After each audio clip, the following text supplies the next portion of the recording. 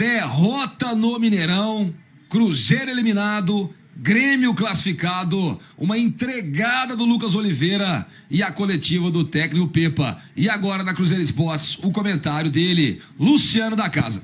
Então vamos lá, Nação Azul, eliminação difícil, né?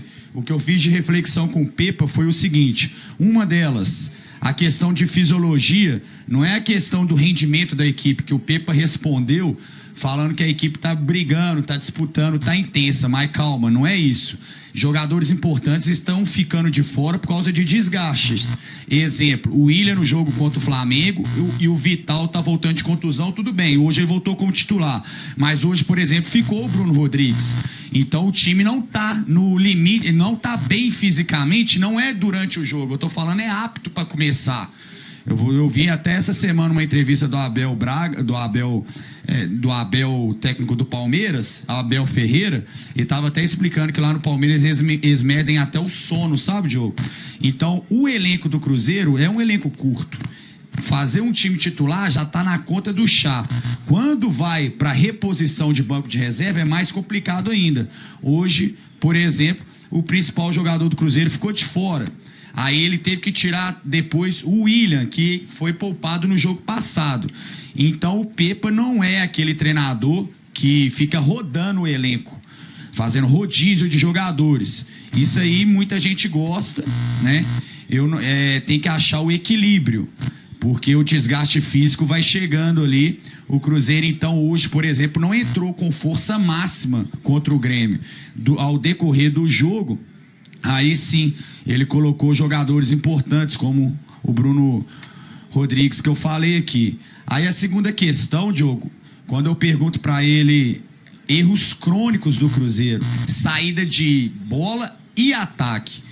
É claro, né, que como eu conheço o Pepa, eu não citei nomes. Eu não preciso falar do Oliveira e eu não preciso falar da perda, a falta de gols do Dourado e do Gilberto. Porque a gente tem que ter a maldade também, saber, Diogo, quer jogar pergunta fora.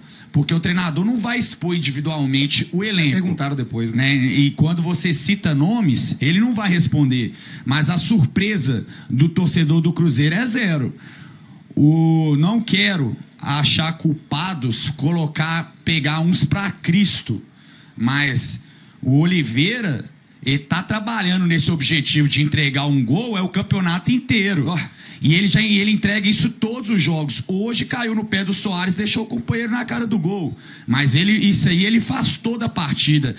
Quem acompanha os jogos do Cruzeiro tá zero de surpresa. A diferença é que hoje saiu um gol no momento decisivo.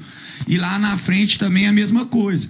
O Cruzeiro tem 2 centroavantes que deveriam ser o ponto de equilíbrio, o ponto de estabilidade, os jogadores que menos oscilam, por ser mais experientes, mais veteranos, mas para mim é o contrário, são jogadores mais irregulares do ataque do Cruzeiro.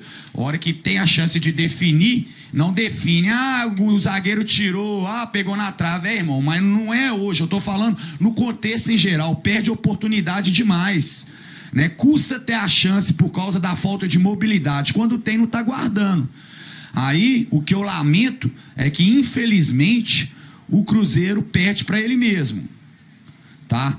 Não estou desfazendo do Grêmio, mas foi muito superior nos 2 jogos. Os números mostram isso e sem clubismo nenhum.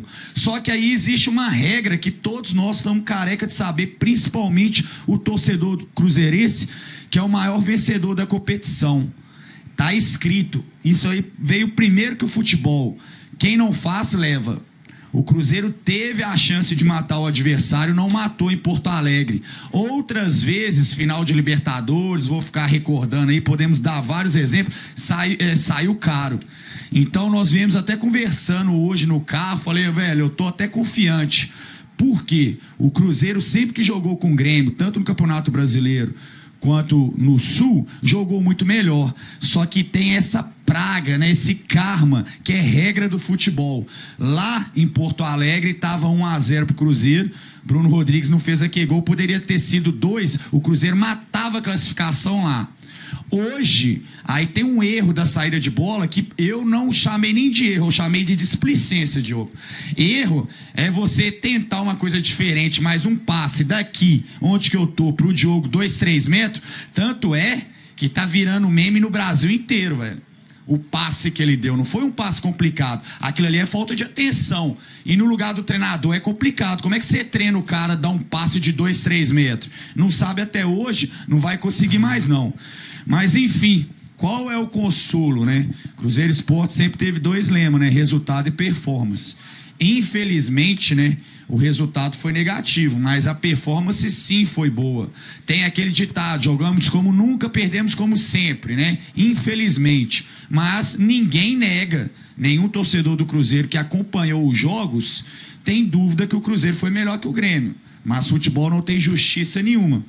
Então, o consolo é isso, é a performance. E agora, o que nos resta é, né, ficar com essa ressaca moral de hoje. Dói pela forma que foi. Não foi aquela questão, mano, foi um amassado mesmo. Que jogo difícil, né? Tinha que passar um, passou o Grêmio, mereceu, né?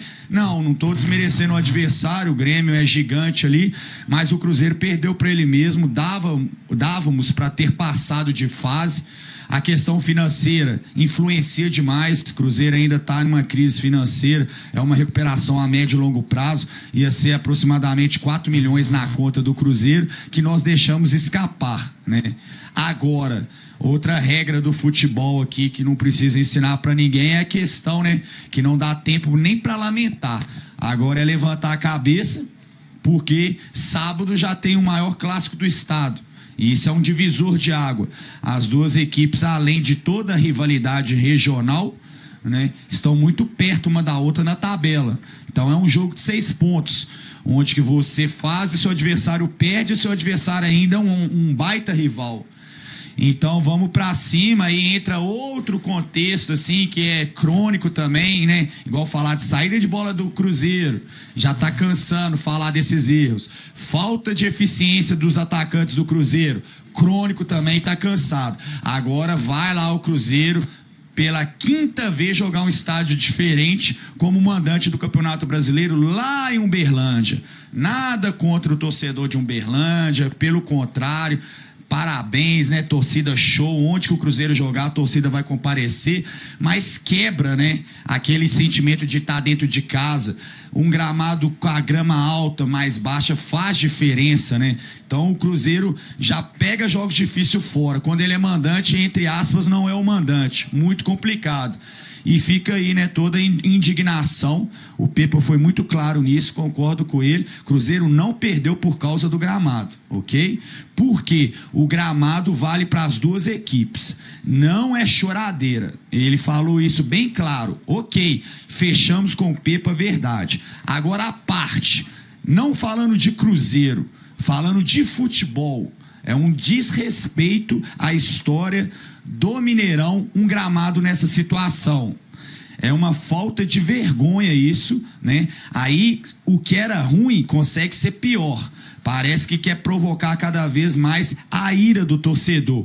Porque hoje era uma previsão de 60 mil pessoas, por causa de um palco que está atrás do gol aqui, eliminamos 20 mil torcedores, né? Onde isso vai parar eu não sei, porque eu não duvido de mais nada.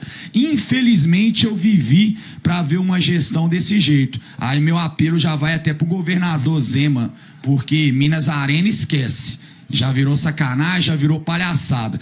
O governo tem que sair da promessa e resolver essa situação. Mas não é resolver 70%, 80%, 90%, não. É 100%.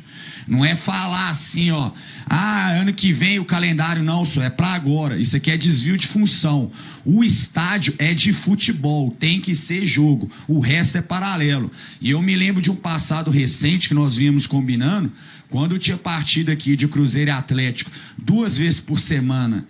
Já era um desgaste no gramado, já tinha toda uma preocupação quando tinha 22 jogadores dentro de campo. 2 vezes por semana já afetava o gramado. Hoje, quem está administrando diz que milhares de pessoas em cima do gramado, com toneladas de equipamento por cima, não atrapalha, não. Então, tipo assim, eu vivi, né, que é como aquele ditado, tô cansado de ser enganado. Então, passou da hora de resolver isso, mesmo porque isso aqui não está privatizado, que eu vi alguns comentários, é falta de informação, tá?